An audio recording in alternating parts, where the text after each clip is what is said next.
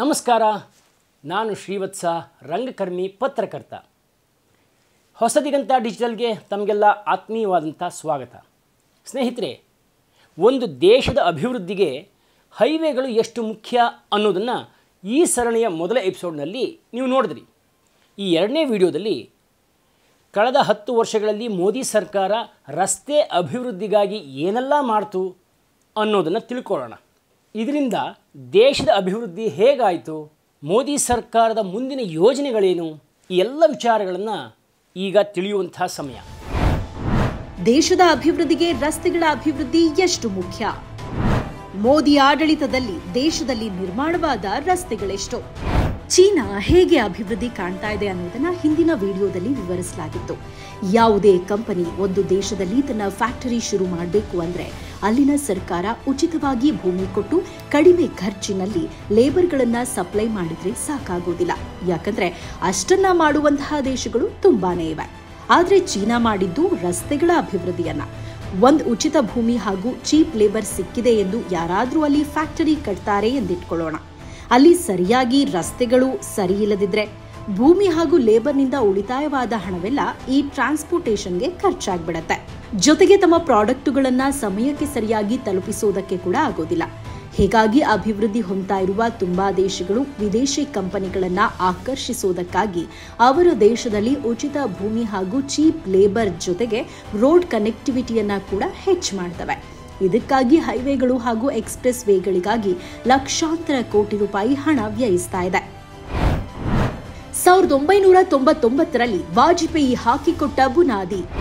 1999ರಲ್ಲಿ ಅಟಲ್ ಬಿಹಾರಿ ವಾಜಪೇಯಿ ಪ್ರಧಾನಿಯಾಗಿದ್ದಾಗ ಒಂದು ದೇಶದ ಅಭಿವೃದ್ಧಿಯಲ್ಲಿ ಹೈವೇಗಳು ಮತ್ತು ಎಕ್ಸ್ಪ್ರೆಸ್ ವೇಗಳು ಎಷ್ಟು ಮುಖ್ಯ ಅನ್ನೋದನ್ನ ಗುರುತಿಸಲಾಗಿತ್ತು. ಭಾರತದಲ್ಲೇ ಪ್ರಮುಖ 4 ಮೆಟ್ರೋಪಾಲಿಟನ್ ಸಿಟಿಗಳಾದ ದೆಹಲಿ, ಕೋಲ್ಕತ್ತಾ, ಚೆನ್ನೈ ಹಾಗೂ ಮುಂಬೈ ನಗರಗಳನ್ನ ಕನೆಕ್ಟ್ ಮಾಡುತ್ತಾ ಒಂದು ನ್ಯಾಷನಲ್ ಹೈವೇ ಪ್ರಾಜೆಕ್ಟ್ ಶುರು ಮಾಡಿದ್ರು ವಾಜಪೇಯಿ. ಅದೇ ಗೋಲ್ಡನ್ ಕ್ವಾಡ್ರಿಲ್ಯಾಟರಲ್ ಹೈವೇ ಪ್ರಾಜೆಕ್ಟ್. ವಾಜಪೇಯಿ ಈ ಯೋಜನೆಯನ್ನ 2001ರಲ್ಲಿ ಶುರು ಮಾಡಿದ್ರೆ ಮಧ್ಯದಲ್ಲಿ ಸರ್ಕಾರ ಬದಲಾಗಿದ್ರಿಂದ ಯೋಜನೆ ನೆನೆಗುದಿಗೆ ಬಿದ್ದಿತ್ತು. ಕೊನೆಗೆ 2013ರಲ್ಲಿ ಈ ಯೋಜನೆಯನ್ನ ಕಂಪ್ಲೀಟ್ ಮಾಡಲಾಯಿತು. ಮತ್ತೆ 2014ರಲ್ಲಿ ಬಿಜೆಪಿ ಸರ್ಕಾರ ಅಧಿಕಾರಕ್ಕೆ ಬಂದ ನಂತರ ದೇಶದಲ್ಲಿರುವ ಹೈವೇಗಳು ಮತ್ತು ಎಕ್ಸ್ಪ್ರೆಸ್ ವೇಗಳನ್ನ ಡೆವಲಪ್ ಮಾಡುವುದಕ್ಕೆ ಕೆಲವು ಹೊಸ ಯೋಜನೆಗಳನ್ನ ಶುರು ಮಾಡಿದ್ರು. ಸಾಗರಮಾಲಾ ಯೋಜನೆ. 2015ರಲ್ಲಿ ಭಾರತ ಸರ್ಕಾರ ನಮ್ಮ ದೇಶದ ಕರಾವಳಿ ಪ್ರದೇಶದಲ್ಲಿರುವ ಪೋರ್ಟಲ್ಗಳನ್ನ ಅಭಿವೃದ್ಧಿ ಮಾಡುವುದು ಹಾಗೂ ಲಾಜಿಸ್ಟಿಕ್ ಸರ್ವಿಸ್ಗಳನ್ನ ಇನ್ನೂ ಬೆಟರ್ ಮಾಡುವುದಕ್ಕಾಗಿ ಸುಮಾರು 11 ಲಕ್ಷ ಕೋಟಿ ರೂಪಾಯಿ ಖರ್ಚು ಮಾಡಿ ಈ ಸಾಗರಮಾಲಾ ಪ್ರಾಜೆಕ್ಟ್ ಶುರು ಮಾಡಲಾಯಿತು. ಇದರ ಭಾಗವಾಗಿಯೇ ಕರಾವಳಿಯಲ್ಲಿರುವ ಬಂದರುಗಳನ್ನ ಡೆವಲಪ್ ಮಾಡಿ ಸಮುದ್ರಕ್ಕೆ ದೂರದಲ್ಲಿರುವ ಫ್ಯಾಕ್ಟರಿಗಳನ್ನ ಬಂದರುಗಳ ಜೊತೆ ಈಸಿಯಾಗಿ ಕನೆಕ್ಟ್ ಮಾಡಲಾಯಿತು.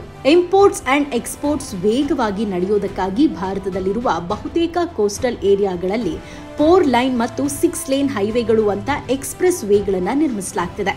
ಸೊ ಇದರಿಂದ ನಮ್ಮ ದೇಶದಲ್ಲಿ ಟ್ರಾನ್ಸ್ಪೋರ್ಟೇಷನ್ ಕಾಸ್ಟ್ ಅಂಡ್ ಟೈಮ್ ಎರಡೂ ಕೂಡ ಕಡಿಮೆಯಾಗಿ ಭವಿಷ್ಯದಲ್ಲಿ ಲಾಜಿಸ್ಟಿಕ್ ಸರ್ವಿಸ್ ಇನ್ನಷ್ಟು ಉನ್ನತ ದರ್ಜೆಗೇರಲಿದೆ. ಭಾರತ್ ಮಾಲಾ ಯೋಜನೆ. 2015ರ ಸಮಯಕ್ಕೆ ಭಾರತದಲ್ಲಿ ಸಾಕಷ್ಟು ರಾಷ್ಟ್ರೀಯ ಹೆದ್ದಾರಿಗಳಿದ್ವು. ಆದರೆ ಅವುಗಳಲ್ಲಿ ಒಂದು ಪ್ರಾಬ್ಲಮ್ ಇತ್ತು. ಅದೇನಂದ್ರೆ ಈ ನ್ಯಾಷನಲ್ ಹೈವೇಗಳು ಬೇಸಿಕ್ ಆಗಿ 2 ಲೇನ್ ಅಥವಾ 4 ಲೇನ್ ಇರ್ತವೆ. ಆದ್ರೆ ಇವು ಕಂಟಿನ್ಯೂಸ್ ಆಗಿ ಇರೋದಿಲ್ಲ. ಅಂದ್ರೆ ಒಂದಷ್ಟು ದೂರ 4 ಲೈನ್ ಹೈವೇ ಇದ್ರೆ ಒಂದಷ್ಟು ದೂರ ಹೋದ್ಮೇಲೆ 2 ಲೈನ್ ಹೈವೇ ಬಂದಿರುತ್ತೆ. ಇದರಿಂದ ಬರೋ ಸಮಸ್ಯೆ ಏನಂದ್ರೆ ಬೆಳಗ್ಗೆ ಹಾಗೂ ಸಂಜೆ ಸಮಯ ಈ ನ್ಯಾಷನಲ್ ಹೈವೇ ಮೇಲೆ ಹೆಚ್ಚಿನ ಒತ್ತಡ ಬೀಳ್ತಾ ಇತ್ತು. ಆದ್ರಿಂದ ಸಡನ್ ಟ್ರಾಫಿಕ್ ಸಮಸ್ಯೆ ಉಂಟಾಗ್ತಿತ್ತು. ಸಮಯಕ್ಕೆ ಸರಿಯಾಗಿ ಗೂಡ್ಸ್ ಟ್ರಾನ್ಸ್ಪೋರ್ಟ್ ಮಾಡೋದಕ್ಕೆ ಆಗ್ತಾ ಇರಲಿಲ್ಲ. ಇಂತಹ ಸಮಸ್ಯೆ ಇರುವ ಪ್ರದೇಶಗಳು ದೇಶದಲ್ಲಿ 195ಕ್ಕೂ ಹೆಚ್ಚಿವೆ. ಇವನ್ನೇ ಬಾಟಲ್ ನೆಕ್ ಝೋನ್ ಅಂತ ಕರೀತಾರೆ.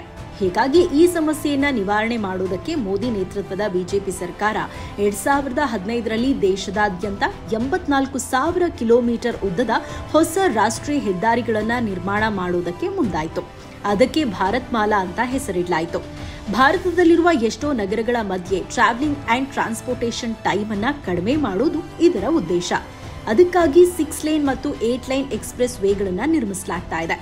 ಇನ್ನು ಹೊಸದಾಗಿ ನಿರ್ಮಾಣ ಮಾಡುವ ಈ ರಸ್ತೆಗಳು ಸಿಟಿ ಒಳಗೆ ಎಂಟ್ರಿ ಆಗದಂತೆ ರಿಂಗ್ ರಸ್ತೆಗಳ ಮೂಲಕ ಹೋಗೋದ್ರಿಂದ ಟ್ರಾಫಿಕ್ ಸಮಸ್ಯೆ ಕೂಡ ಇಲ್ಲದಂತಾಗಿದೆ.